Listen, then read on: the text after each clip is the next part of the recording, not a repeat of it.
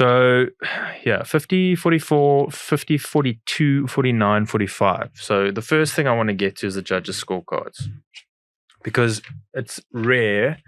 And I actually didn't even know there was such a thing as a 10-7 in the UFC. I thought I was being smart by trying to propose it. But basically, so we had Sol D'Amato scored the fight 10-9, 10-9. Okay, 10-9 across the board, except for round 4. We had 10-8 for Topuria, obviously.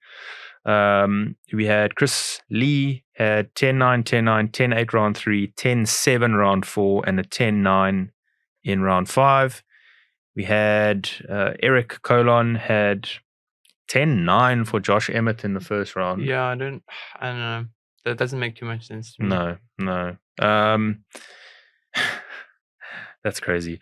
10-9 for rounds 2 and 3, and then a 10-8 for round 4, and a 10-9 for round 5. So, yeah, Chris Lee, again, somewhat controversial, I guess, at 10-7. Yeah. Did you agree with that being a 10-7? No, I wouldn't say so. I think there's only 3 instances in UFC history where you get 10-7s. I did check it up afterwards because caught my eye.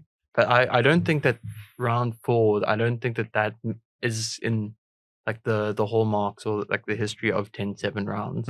Yeah, it just it's just quite arbitrary to give it, like why not 8-10? 10-8. Yeah. Yeah, you've really got to. I mean, in the old scoring, you had to really, really batter someone to get a 10-8. And fair enough. I think some rounds are given 10-9 that should be 10-8. And I think if you look at this and this being given a 10-7, then possibly a 10-7 should be given more. Yeah. But at the same time, it's so tough, man. There's no right way to score.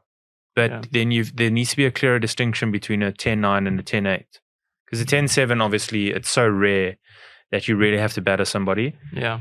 A 10-9 and a 10-8 needs to be a clear distinction. Maybe they need to have a 10-10, a 10-10 round. If something's so close, I don't know what the chances are of something being a 10-10 round every single time. Yeah. Maybe then if it's 10-10 every round, maybe they just do referee's decision. I don't know. It's so tricky. Yeah. But a 10-7 is rare for a reason.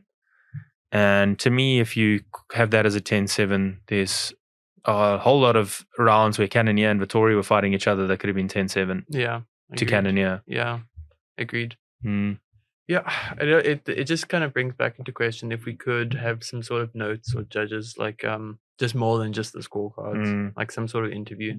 Because again, like Chris Lee, he's just like making what I would consider arbitrary decisions. But yeah, I don't know. It would be cool to see that happen, but I don't have too much faith that is going to happen. I'm not sure if that's like rocking the boat that much. I don't know what the solution is. I mean, look, these results are few and far between. Things like this happening. I know we've had it now twice in the last 4 events, but if you think about it, it's 2 fights out of 20. No, more if you add the prelims and the early prelims. So it's a rare occurrence that these judges' decisions are controversial.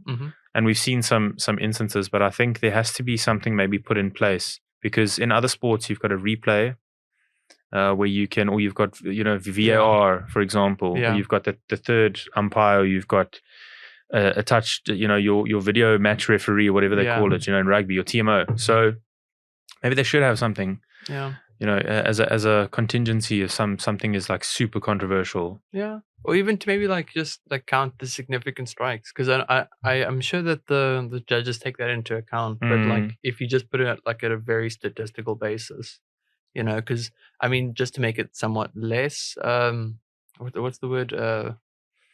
Controversial. No, less objective. Objective, yeah. Subjective. Less subjective. Yeah, make subjective. It more, sorry. Yeah, where it's like this person did. It's more objective. Yeah, there was more output from this person, and they got more significant strikes. I guess there's still some subjectivity in terms of what a significant strike is then. But yeah, it's tough because you could maybe do. No, you can't even do it that way, because like in bodybuilding, they've got 5 judges. Yeah. And then they take away your highest and lowest score. Oh, interesting. So then if somebody's really up again, like going to try to make you come last, they're Yeah. going to place you last unfairly. So that gets scrapped. And then if someone's really trying to get you to go first, Yeah. they'll scrap that because you put them first. And then obviously if everybody has you in first, they'll still scrap your two of your first places, but you'll have ones across the board. Yeah. And if everybody has you in last, you'll still have last across the board. And if you're somewhere in the middle, but you've got two judges that like or dislike you, they'll scrap those and you'll end up sort of in the middle. Yeah. So it doesn't really affect you. But you couldn't do that in MMA because someone gives a 10. Yeah. Yeah, someone gives a 10, then they're not going to scrap your 10. So don't really know. But hey, 10-7, listen, Topuria, he did deserve to win. oh, of course. Yeah, Yeah.